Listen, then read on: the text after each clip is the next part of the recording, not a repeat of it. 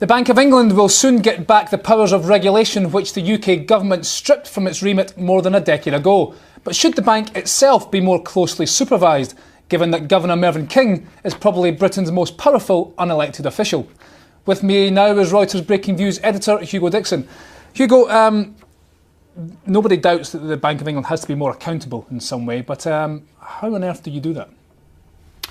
Well, I think there are probably two ways to do it. One is through the House of Commons, the parliamentarians, this Treasury Select Committee, which we've seen in the last couple of weeks, and we're going to be seeing again today and tomorrow, grilling people in connection with the LIBOR affair.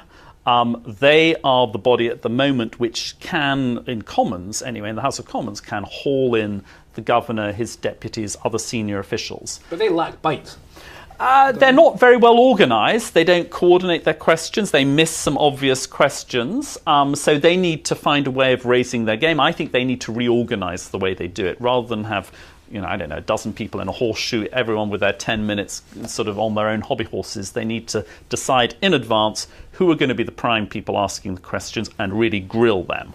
That's the first thing. And I think that if they could raise their game, I would be in favour of turning the House of Commons, giving them the right to conduct nomination hearings for the governor, deputy governor, and perhaps other key officials, members of the Monetary Policy Committee, the new Financial Policy Committee, the Court of the Bank of England, etc. There are about 20 or so key positions that could be interviewed by the House of Commons Select Committee, and in extremis, they could have a veto over those appointments. So that would be one way of improving accountability. There's a second one, which is this body, the Court, which is the name for the Bank of England's Board of Directors, and it could play a better role. Well, they seem to have been asleep at the wheel. Is that fair to say?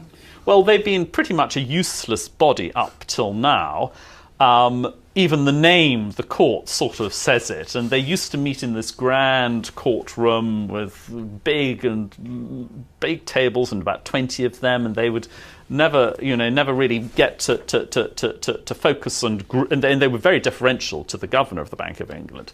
So now they have started to change. There have been some flickers of light. I mean, for example, they did order a review, 3 reviews into specific aspects of the Bank of England's how well it operated during the financial crisis. That was about, I don't know, a month or so ago. They ordered those 3 reviews. It should have happened earlier, but they are now beginning to do a slightly better job. And there have been a lot of changes, actually. New blood has come in. And so I think that if you had a combination of more effective scrutiny by the Treasury Select Committee, give it the power to have nomination hearings, and then get this court. Also, you should give the court some sort of consultative role in who should be the governor of the Bank of England. At the moment, they don't have any role at all in who's hired or who's fired, and so that does sort of make them a little bit toothless. I mentioned there in that question the court being asleep at the wheel. Now, several of the accusations levelled at the Bank of England, and King in particular, is that they and he have been asleep at the wheel at various points during this crisis.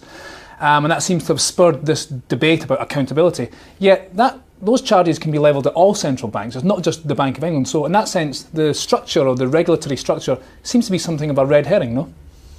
Yeah, I mean, you can say this about pretty much everybody. However, if you look at what's very much in the limelight at the moment, which is the LIBOR scandal, it looks like the American authorities were more vigorous in pursuing the early warnings than the Bank of England was. I mean, when I say looks, because we don't have all the evidence, but if you look at all the emails that tumbled out at the end of last week, that would appear to be the case. And just because other central banks haven't done a particularly good job doesn't mean that Britain should be satisfied with our central bank not doing a very good job either. You argue, just to finish up, you argue in your piece that the replacement for King, whoever comes in, will have to be Superman. Who fits that bill? Well, I mean, I must say my favourite at the moment, and I think again we've got to see what happens as all these hearings sort of continue. My favourite is probably Mark Carney, who is the governor of the Bank of Canada. Now, the big negative about him is that he's Canadian. However, his wife and all of his kids are Brits. So I think that if he was Does that matter? Does nationality matter? I think if you're talking about the most powerful position, unelected position in the UK, you really do want a Brit. Now, he could. I don't see why he couldn't take dual nationality. Well, it didn't seem to work for the England football team, so I don't know if there are any parallels to be drawn with that one. Hugo, thank you very much. My thanks there to Hugo Dixon. That's all from us for now, but you can see more Reuters breaking views on Reuters.com and each weekday morning on Insider. I'm Jamie McGeever. This is Reuters.